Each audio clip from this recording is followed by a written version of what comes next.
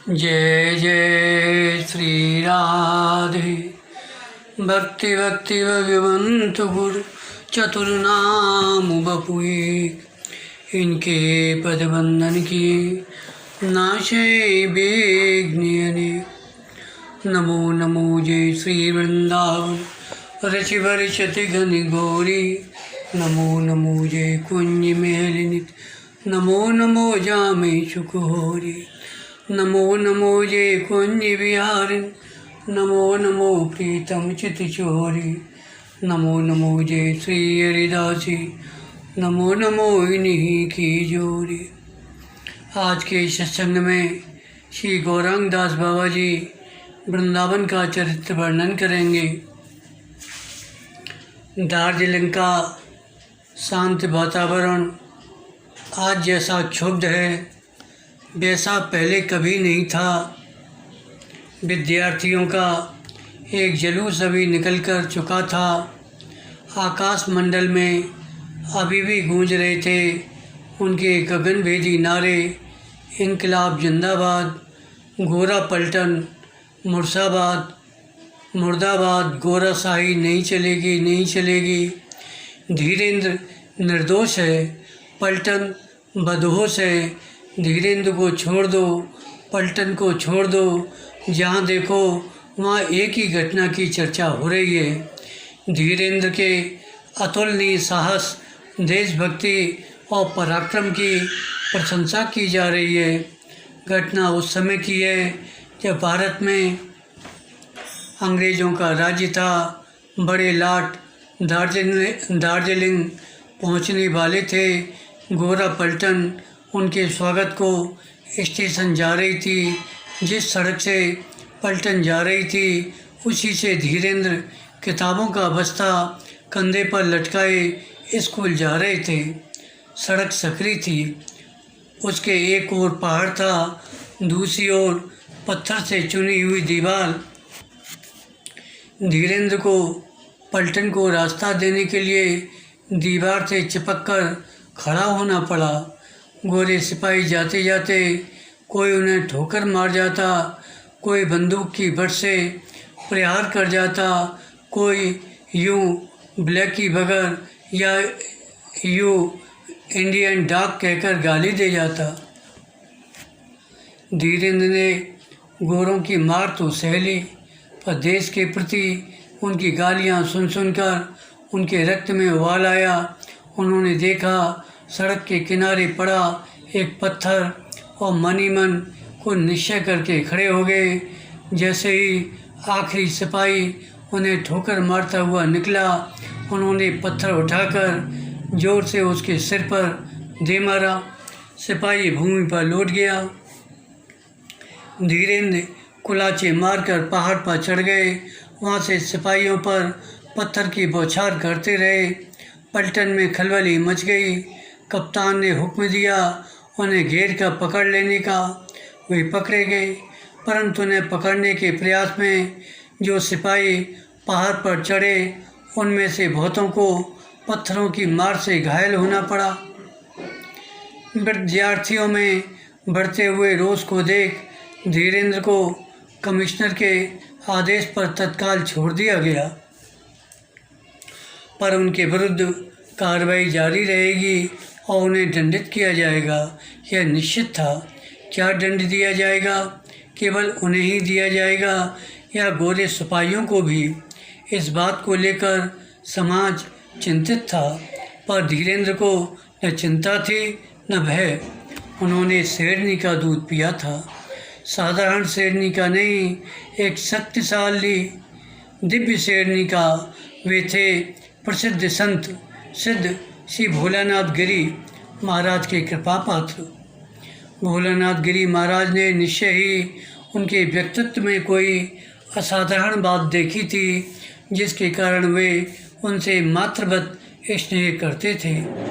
एक बार उनके प्रति वात्सल्य प्रेम से अभिभूत हो उन्होंने उन्हें अपनी गोद में बिठाकर और छाती उनके मुंह से लगाकर मातृवत स्तन पिलाने का अभिनय किया था।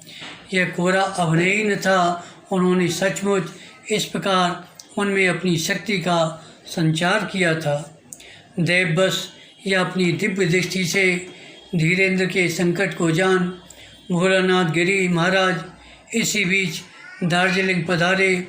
अपने शिष्य बंग केसरी श्री ज्योतिन मुखर्जी के घर धीरेन्द्र गए उनके दर्शन करने। उन्हें देखते ही बोले, चिंता क्या है, तू शेर का बच्चा है, थोड़े से गीदड़ तेरा क्या करेंगे, तेरे पीछे समर्थ गुरु का बल है। शायद उन्हीं की प्रेरणा से कमिश्नर ने धीरेन्द्र को दंडित करने का भार उनके स्कूल के हेडमास्टर पर छोड़ दिया। उनका संकट सहज में टल गया। श्री धीरेन्द्रनाथ चक्रवर्ती का जन्म माँ चंडी देवी की कोख से सन 1887 में बंगदेश के 24 परगना के अंतर्गत चांगड़ी पोता ग्राम में हुआ था। उनके पिता भूपेंद्रनाथ एक बड़े जागीरदार थे। पितामह श्री द्वारकानाथ विद्याभूषण सोम प्रकाश अखबार के लोकप्रिय संपादक थे। भूपेंद्रनाथ ने उन्हें और उनके छोटे भाई फणींद्रनाथ को अच्छी शिक्षा के लिए दार्जिलिंग भेज दिया था। दार्जिलिंग रो एंट्रेंस की परीक्षा प्रथम श्रेणी में पास कर धीरेन्द्रनाथ कलकत्ते के संस्कृत कॉलेज में भर्ती हुए। फणींद्र भी एंट्रेंस पास करने के पश्चात इसी कॉलेज में भर्ती हुए। उनके दूसरे भाई नरेंद्र पहले ही वहाँ पढ़ते थे। नरेंद्र बंक केसरी ज्योतिन मुखर्जी से बहुत प्रभावित थे। बंक केसरी एक प्रसिद्ध क्रांतिकारी नेता थे। बालेश्वर में ब्रिटिश सरकार से युद्ध करते समय शहीद हुए थे। धीरेन्द्र और फणींद्र का भी दार्जिलिंग में रहते समय उनसे घनिष्ठ संबंध हो गया था और उन पर भी उनकी पूरी छाप पड़ चुकी थी। संस्कृत कॉलेज में पढ़ते समय नरेंद्र और फणींद्र का अधिकांश समय क्रांतिकारी योजना को पूरा करने में व्यतीत होता। पाबना डकैती केस में दोनों भाइयों ने प्रमुख भूमिका निभाई। नरेंद्र पकड़ लिए गए। फणींद्र बंगाल की खाड़ी के समुद्र से तैरते हुए बर्मा चले गए। वहाँ से उन्होंने क्रांतिकारी दल के लिए शस्त्र एकत्र करने के उद्देश्य से चीन की यात्रा की। क्रांति की चिंगारी धीरेन्द्र के हृदय में भी सुलग रही थी, पर उस क्रांति का स्वरूप अधिक व्यापक था। वह भी माया के विश्वव्यापी अनंत शक्तिशाली साम्राज्य के विरुद्ध। एक विद्यार्थी को अपने जीवन में जिन वस्तुओं की कामना हो सकती है, सांसारिक सुख सुविधाएं, माता पिता गुरुजनों का स्नेह, आदर्श चरित्र, विद्या अध्ययन के उत्तम से उत्तम साधनों की सुलभता, रूप लावण्य, सुंदर स्वास्थ्य और तीव्र मेधाशक्ति, वे सभी उन्हें भरपूर मात्रा में प्राप्त थी। पर किसी अलौकिक वस्तु के अभाव में यह सब उन्हें फीकी जान पड़ती थी। सुंदर युवती जिस प्रकार नाना प्रकार के आभूषणों से भूषित हो, दर्पण में मुख देखकर अपने रूप की मनी मन सराहना करते हुए भी पति के अभाव में माथे पर बिंदी और मांग में सिंदूर के बिना अपने श्रृंगार को निरर्थक मानती है, उसी प्रकार धीरेन्द्र सब कुछ होते हुए भी उस अलौकिक वस्तु के अभाव में अपना जीवन निरर्थक मानते थे। परमहंस श्री भोलानाथ गिरी महाराज की कृपा शिव मंत्र के रूप में उन्हें पहले ही प्राप्त हो चुकी थी, पर उन्होंने उनमें कृष्ण भक्ति के प्रबल संस्कार देख किसी वैष्णव महात्मा से दीक्षा लेने की आज्ञा की थी। स्वामी विवेकानंद की शिष्या भगिनी निवेदिता भी धीरेन्द्र से बहुत प्यार करती थी। उनकी इच्छा थी कि वे बेलूर मठ के श्री स्वामी ब्रह्मानंद महाराज से दीक्षा लें। इस उद्देश्य से वे एक बार उन्हें ब्रह्मानंद महाराज के पास ले गईं उन्हें देखकर उन्होंने भी यही कहा, यह तो एक महान वैष्णव है, इसकी दीक्षा किसी वैष्णव गुरु से ही होगी।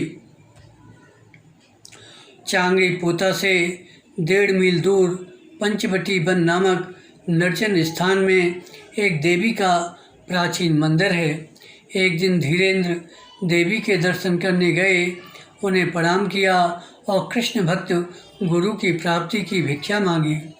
उसी समय देवी के गले से फूलों की माला खिसक पड़ी। उन्होंने उसे देवी का आशीर्वाद जान हर्ष से मस्तक पर धारण किया। इस घटना के पश्चात उन्हें देवी में अटूट श्रद्धा हो गई। वे सोते जागते, खाते पीते हर समय उनके ध्यान में मग्न रहते। कभी कभी प्रातःकाल उनके ध्यान में बैठ जाते और संध्या तक आसन पर एक मुद्रा में बैठे रह जाते। उनके बड़े भाई श्री देवेंद्र कुमार चक्रवर्ती की पत्नी श्रीमती शैलबाला रसोई के लिए बैठी रह जाती।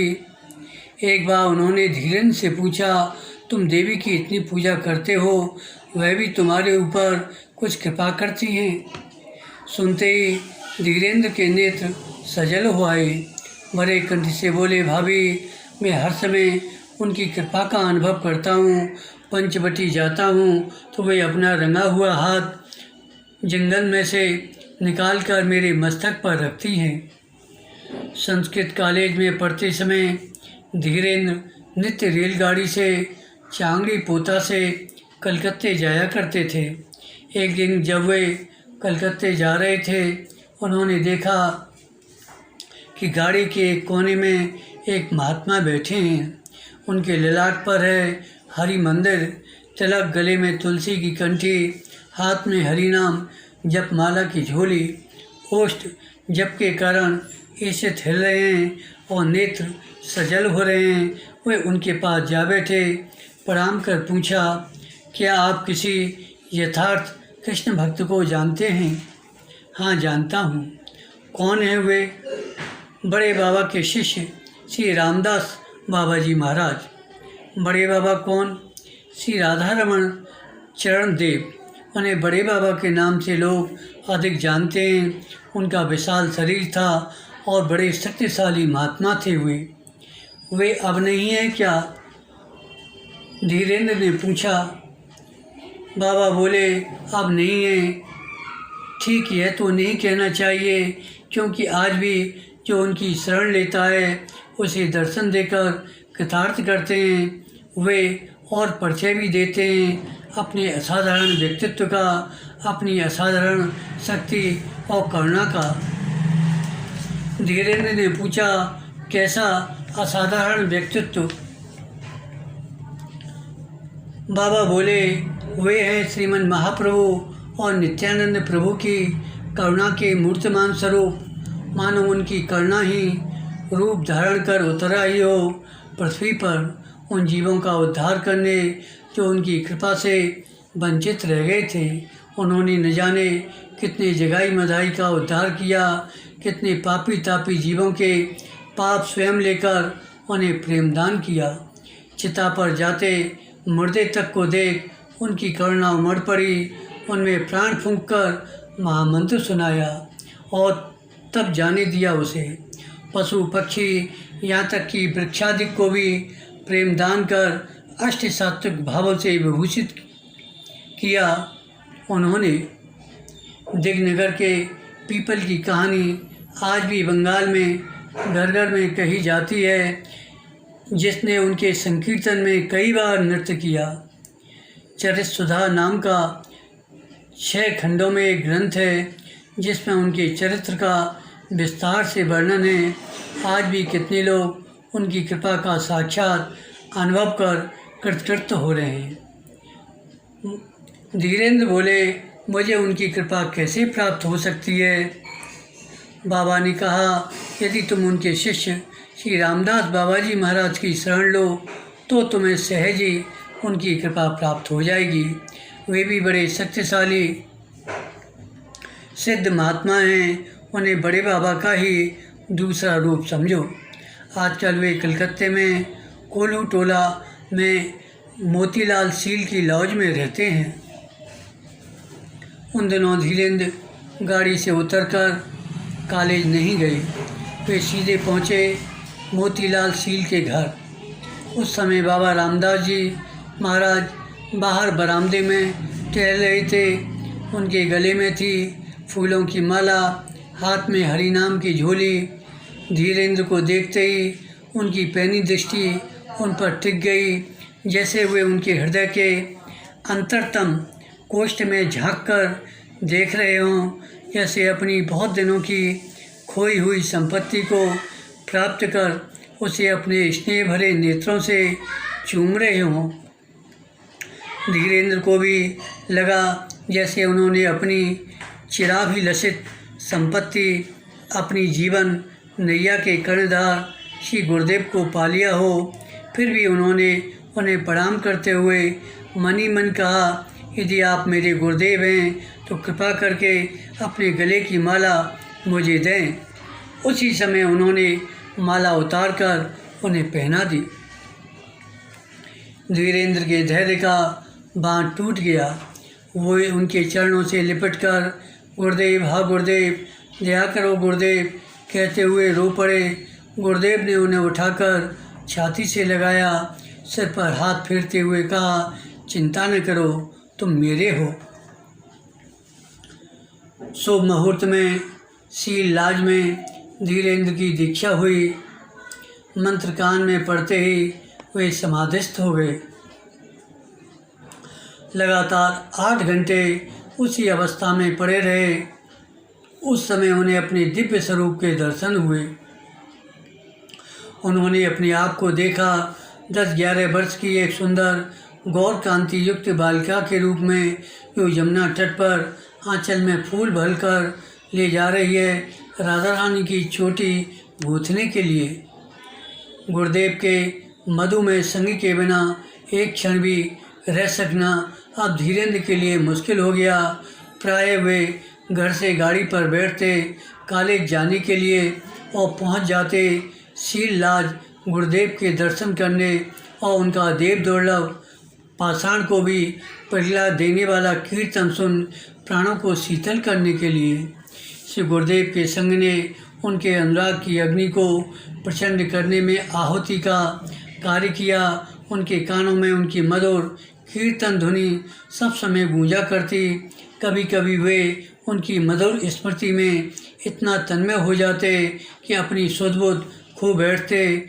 नेत्र देखते हुए भी न देखते, कान सुनते हुए भी न सुनते, देखते सुनते तब जब मन का इंद्रियों से संयोग होता, पर मन जो जैसे वहाँ रहता ही नहीं, मधु हो जा बैठता श्री गुरुदेव के चरण कमलों में और खोया रहता उनके दिव्य पराग की शीतल सुगंध में। आज धीरेन्द्र अभी तक कॉलेज से नहीं लौटे हैं। गाड़ी आ चुकी है। माँ बाट देखती देखती थक गई। चिंता बढ़ती जा रही है। किसी प्रकार धैर्य धारण कर रही है। अब तो सोने का समय आ गया। अभी भी उसका पता नहीं। निश्चय ही वह पंचवटी की माँ के पास चला गया होगा।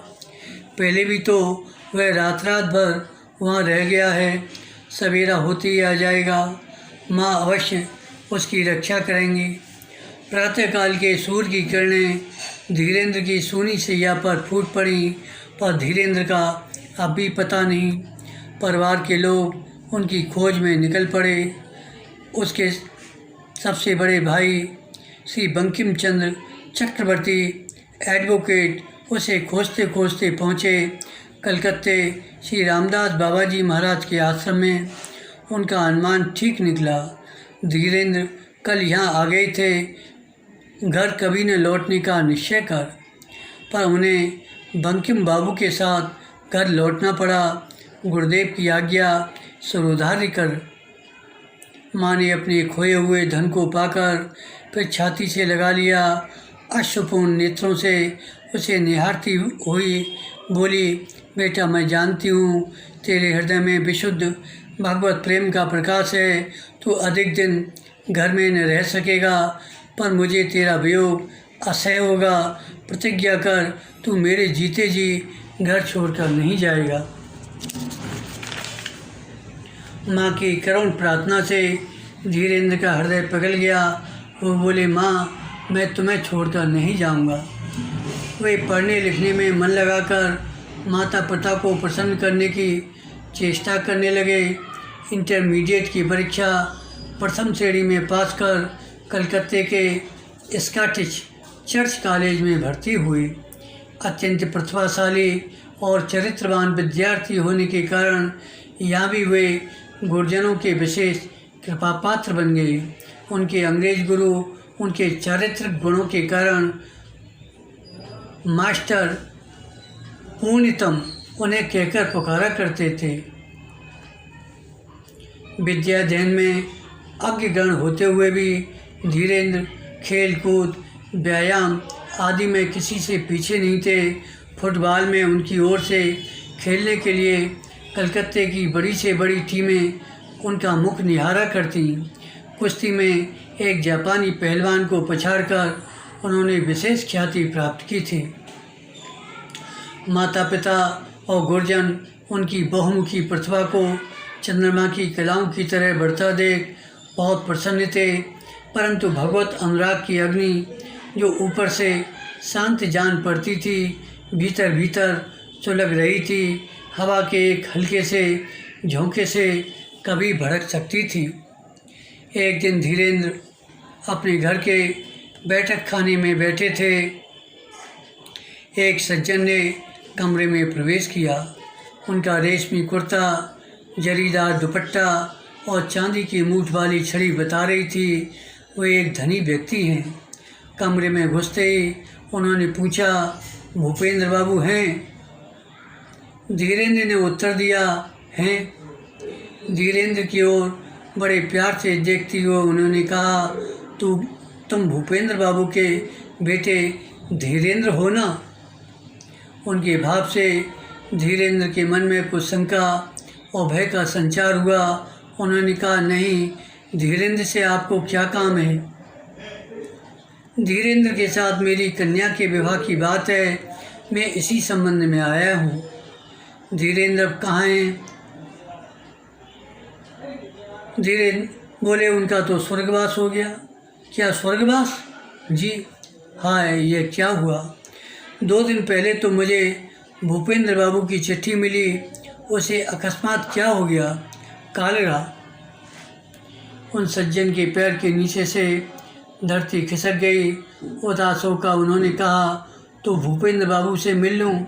जी, वे बहुत संतप्त हैं, इससे मैं आपके मिलने से उन्हें और अधिक दुख होगा।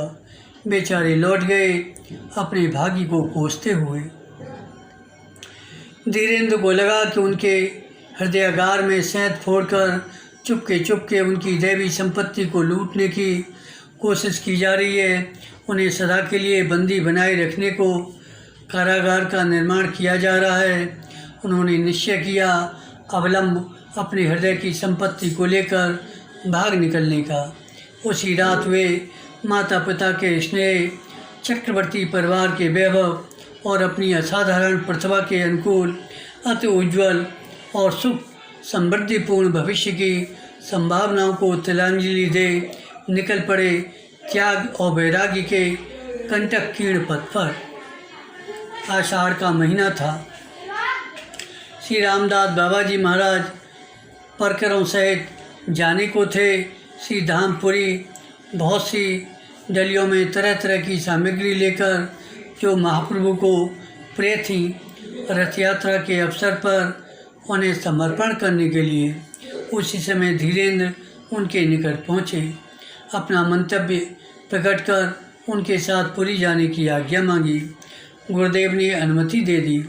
उनकी डलियों में जुड़ गई एक और बहुमूल्य डाली, जिसमें धीरेंद्र के मन प्राण सजोकर उन्हें समर्पित करना था महाप्रभु को।